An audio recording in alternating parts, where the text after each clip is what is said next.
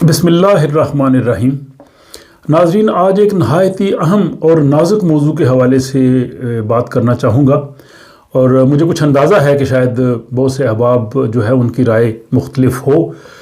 لیکن میں وہ حقائق اور وہ فیکٹ آپ کے سامنے رکھنا چاہوں گا اور پھر آپ اس پہ خود غور کر سکتے ہیں۔ وہ ہے کہ ہمارے ہاں اکثر یہ تصور ہے کہ اسلام میں مرد کو 4 شادیوں کی اجازت ہے۔ مرد اگر چاہے تو وہ 1 سے زیادہ شادی کر سکتا ہے، اور زیادہ سے زیادہ وہ یہ کہتے ہیں کہ مرد کو اپنی ان بیویوں کے درمیان برابری کا سلوک کرنا ہے۔ اگر وہ ان کے درمیان انصاف کر سکے تو 1 سے زیادہ وہ شادی کر سکتا ہے۔ اب ہم دیکھتے ہیں کہ قرآن حکیم نے اس حوالے سے کیا کہا ہے، کیونکہ ہمارے درمیان مسلمان کے لیے سب سے جو سپریم چیز ہے وہ قرآن حکیم ہے، کیونکہ قرآن حکیم میں یہ بھی آیا کہ رسول اکرم صلی اللہ علیہ وآلہ وسلم خود قرآن پہ عمل کرتے تھے، اور جب وحی نہیں آتی تھی تو نبی اکرم صلی اللہ علیہ وسلم فرماتے تھے کہ جب وحی آئے گی تو میں آپ لوگوں کے سامنے پیش کر دوں گا۔ تو ہم دیکھتے ہیں کہ قرآن اس حوالے سے کیا کہتا ہے، اور ہمارے ہاں جو کانسیپٹ ہے کیا وہ قرآن کے مطابق ہے یا قرآن کی تعلیمات اس سے مختلف ہیں۔ تو سب سے پہلی چیز یہ ہے کہ پورے قرآن میں صرف سورہ نساء کی جو 3ری آیت ہے اس میں 1 سے زیادہ شادیاں کرنے کے بارے میں ذکر ہے۔ پورے قرآن میں صرف 1 آیت ہے، اور تمام جو ہے وہ مفسرین وہ اس چیز پہ متفق ہیں کہ یہ آیت جو ہے وہ بنیادی طور پہ 1 سے زیادہ شادی کرنے کے حوالے سے نہیں ہے، بلکہ اصل موضوع قرآن اور جو ہے اس کو لے کے جا رہا تھا، اور اس کے درمیان میں اس کا ضمناً ذکر آیا۔ تو یہ جو سورہ نساء ہے، اگر ہم اسے دیکھتے ہیں تو اس کی جو پہلی آیت ہے اس میں یہ کہا گیا ہے کہ اللہ تعالیٰ نے تمہیں نفس واحدہ سے پیدا کیا اور اس کے بعد پھر تمہاری تخلیق کی۔ اور دوسری آیت جو ہے اس میں یہ کہا گیا کہ یتیموں کا مال جو ہے وہ ان کو دے دو، اور ان کا اپنے جو ہے وہ برے مال سے ان کے اچھے مال کو نہ بدلو۔ تو یعنی قرآن جو ہے وہ یتیموں کی بات کرتا ہے۔ اسی بات کو 3ری آیت میں بھی لیا گیا ہے کہ جو یتیم لڑکیوں کے بارے میں جو ہے وہ بات قرآن کر رہا ہے، اور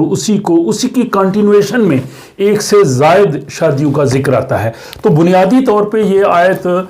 فوری طور پہ یہ نہیں ہے کہ یہ 1 سے زیادہ شادیوں کا اس میں حکم یا اجازت دی گئی ہے۔ اگر ہم قرآن کی اس آیت کو دیکھیں تو اس کا آغاز اس لفظ سے ہوتا ہے وَإِنْ خِفْتُمْ، اگر تم یتامہ یتیم لڑکیوں کے بارے میں جو ہے وہ تمہیں کچھ خوف ہو، اندیشہ ہو کہ تم ان کے ساتھ انصاف نہیں کر سکتے، تو پھر کہا گیا ہے فَانْكِحُوا مَا طَابَ لَكُم مِّنَ النِّسَاءِ۔ پھر آپ کہا گیا ہے کہ اگر تم جو ہے ان یتیم لڑکیوں کے بارے میں انصاف نہیں کر سکتے، اس قسم کے حالات پیدا ہو گئے ہیں کہ معاشرے میں یتیم لڑکیاں ہیں اور بن بیاہی لڑکیاں ہیں، اور ان کا تم کوئی انتظام نہیں کر سکتے، تو پھر تمہیں اجازت ہے کہ تم 1 2 3 یا 4 تک شادیاں کر سکتے ہو۔ اور پھر آگے جا کے قرآن نے پھر کہا کہ فَإِنْ خِفْتُمْ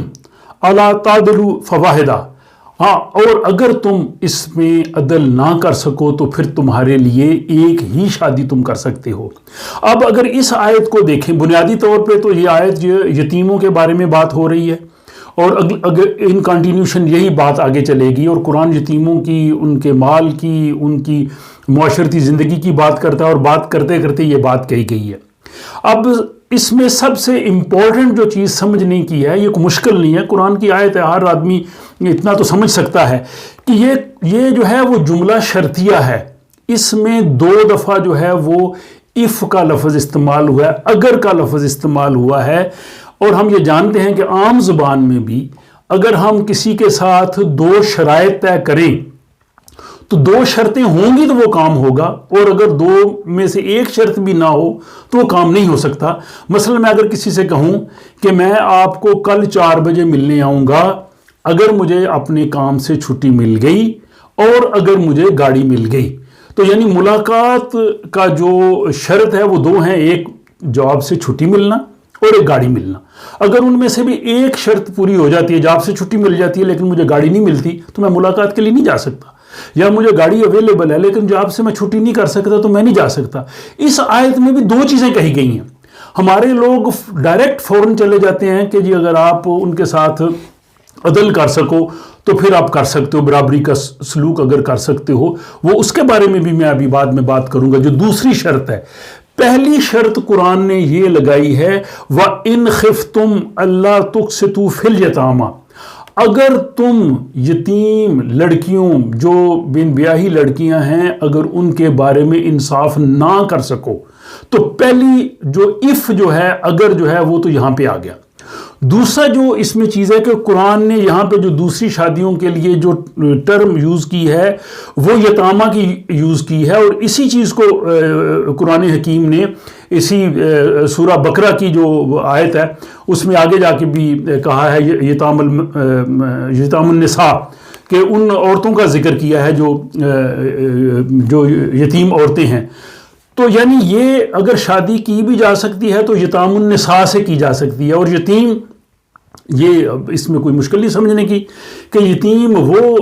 لڑکی ہے جس کی شادی نہیں ہوئی، جس کے باپ کا انتقال ہو چکا ہے، بن بیاہی لڑکی ہے، یا بعض لوگ اس میں طلاق یافتہ یا جو بیوہ عورتیں ان کو بھی شامل کرتے ہیں. تو یعنی پہلی چیز یہ ہے کہ دوسری شادی کے لیے جو گروپ ہے وہ یتام النساء کا ہے. قرآن نے یہاں پہ صرف نساء کا یا عورتوں کا ذکر نہیں کیا ہے کیونکہ اس میں یتامہ کی بات ہو رہی ہے کہ اگر تم ان کے ساتھ انصاف نہ کر سکو گے تو پھر اگلی بات شروع ہو رہی ہے کہ شادی تم کر سکتے ہو. تو پہلی چیز تو ہو گئی کہ اگر تم ان کے ساتھ انصاف کا سلوک نہیں کر سکتے، اور یہ ہے کہ اگر معاشرے میں اگر اس قسم کی عورتیں موجود ہی نہیں ہیں یا ان کے لیے معاشرے نے کوئی اس طرح کا انتظام کیا ہوا ہے تو پھر تو ظاہر یہ شرط ہی ختم ہو گئی. اور دوسری یہ ہوگی کہ ظاہر اس میں وہ گروہ شامل ہے جو یتام النساء ہیں، وہ عورتیں ہیں جو یتیم لڑکیاں ہیں وہ شامل ہیں. اس میں دوسری ظاہر لڑکیاں شامل نہیں ہو سکتی. یہ قرآن کے الفاظ ہیں، ہم خود اس آیت پہ غور کر سکتے ہیں. اور پھر قرآن نے کہا ہے کہ ما طاب لکم، کہ جو تمہیں موضوع ہو، جو تمہیں پسند ہو، ان میں آپ 1 2 3 4 تک شادی کر سکتے ہو. اب یہاں قرآن نے جب مردوں کو ما طاب کا حکم دیا کہ اپنی پسند کی شادی کر سکتے ہو، تو ضمناً یہ بھی میں بتاتا چلوں کہ سورہ نساء ہی کی جو آیت ہے 19، اس میں عورتوں کو بھی حق دیا گیا ہے کہ عورتوں کے ساتھ زبردستی شادی نہیں ہو سکتی، بلکہ قرآن نے لفظ کیا لا یحل، وہ نکاح حلال ہی نہیں ہے جو عورتوں کے ساتھ زبردستی کیا جائے. تو یعنی عورتوں کو بھی وہ حکم دے دیا. اب اس کے بعد اگلی جو اس کے بعد جو لفظ آ گیا الا تعدلوا، کہ اگر تم ان کے ساتھ وَإِنْ خِفْتُمْ، سیکنڈ کنڈیشن یہ آئی کہ اگر تم ان کے ساتھ تمہیں خدشہ ہے کہ تم ان کے ساتھ انصاف نہیں کر سکتے تو اس کا کیا کہا فواحدہ. تو پرنسپل یہ ہے کہ ایک ہی بیوی، ایک شادی تمہارے لیے ہوگی. تو اسی چیز کو جو عدل کی بات ہے یہ آگے جا کے اسی سورہ نساء کی 129 آیت میں بھی آتی ہے، وہاں میں ذکر کرتا ہوں کہ اللہ تعالیٰ نے انسانی نفسیات کے مطابق عدل کے حوالے سے کیا کہا ہے. لیکن یہاں یہ سمجھنا ضروری ہے کہ اس آیت میں سورہ نساء کی 3 آیت میں 2 کنڈیشنز نافذ کی گئی ہیں ایک سے زیادہ شادی کے لیے. اور شادی کرنے کے لیے جو گروہ عورتوں کا ہے وہ یتیم النساء ہے، وہ عورتیں جو یتیم لڑکیاں ہیں یا بے سہارا قسم کی لڑکی ہے وہ ہو سکتی ہے. اور اس کے بعد وہ جو کہا ہے کہ وما ملکت ایمانکم، کہ جو اس زمانے میں جو لونڈیاں ہوتی تھیں ان کا ذکر ہے، لیکن یہ سورہ محمد میں جا کے اس چیز کی بھی ممانعت کر دی گئی کہ اب کسی انسان کو جو ہے وہ غلام یا لونڈی نہیں بنایا جا سکتا. تو اس کا تو خیر آج کے حوالے سے کچھ ذکر آتا ہی نہیں. اسی چیز کو تقریباً تمام مفسرین نے انگلش ٹرانسلیشن میں بھی انہوں نے اس کو ایسے ہی لیا ہے. یہ جو سورہ نساء کی 3 آیت ہے،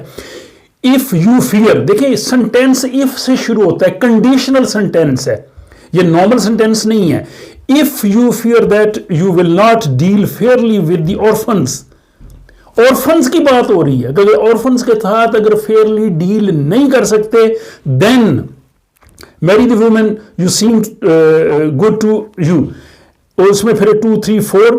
آگے جا کے قرآن پھر کہتا ہے بٹ، یہ دیکھیں جب بٹ اور اف آ جائے تو سنٹینس کا مطلب چینج ہو جاتا ہے. But if you fear that you will not deal justly then only one.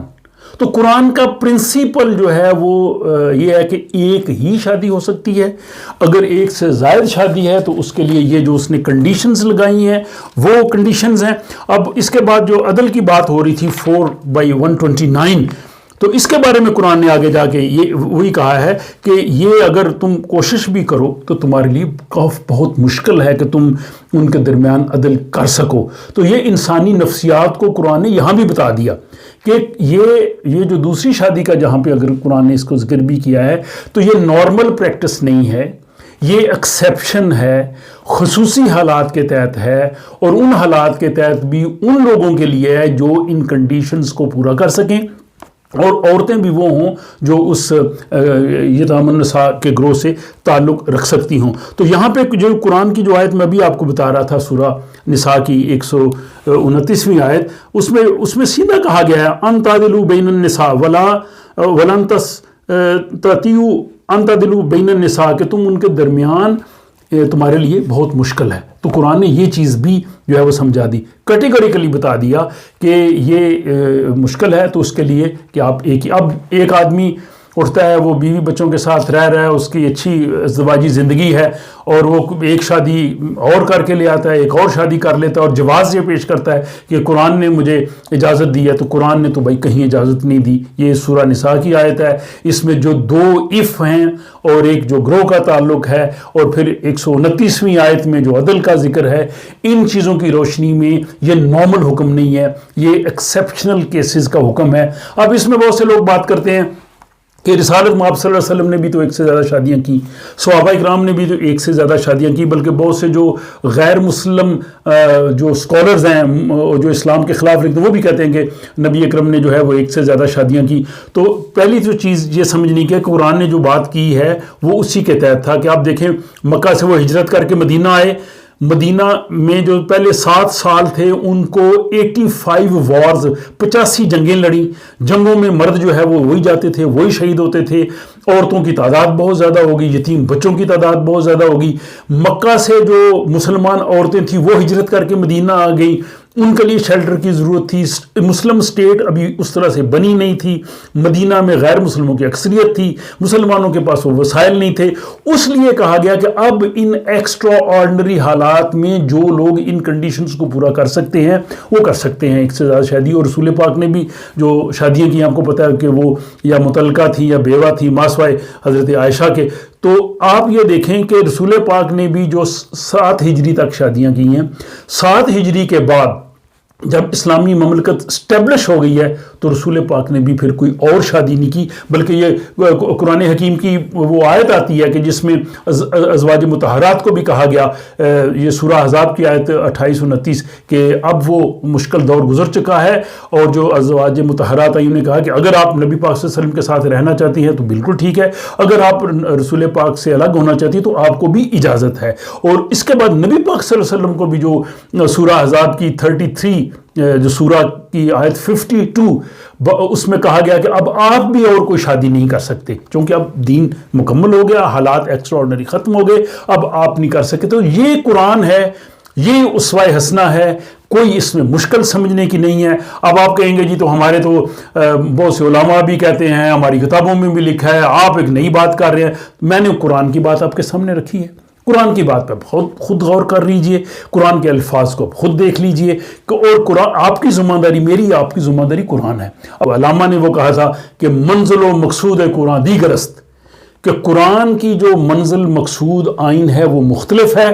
رسم و آئین مسلمان دیگر است، کہ مسلمان جس پہ عمل پیرا ہیں، جو رسم ہے، جو ان کا آئین ہے وہ ان سے مختلف ہے۔ تو قرآن حکیم ہی ہمارے پاس جو ہے وہ فائنل اتھارٹی ہے، ورڈ آف گاڈ ہے، کوئی کسی قسم کی اس میں کوئی تبدیلی نہیں ہے، اور نبی پاک صلی اللہ علیہ وسلم نے جو ہمیں جو اسوہ حسنہ دیا وہ اس کے مطابق ہے۔ اب اس کی روشنی میں جو ہمارے ہاں یہ کانسیپٹ ہے کہ مرد کو اجازت ہے وہ 4 شادیاں جب چاہے کر سکتا ہے، یہ بالکل کانسیپٹ قرآن کے کانسیپٹ کے خلاف ہے۔ قرآن نے وہ تمام شرائط اس میں دے دی ہیں، اور اس کے باوجود وارن کر دیا ہے کہ یہ اتنا آسان نہیں ہے۔ اللہ تعالیٰ مجھے اور آپ کو قرآن حکیم کو سمجھنے، اس پہ عمل کرنے کی توفیق دے۔ اپنی رائے سے اس لنک پہ ضرور آگاہ کیجیے۔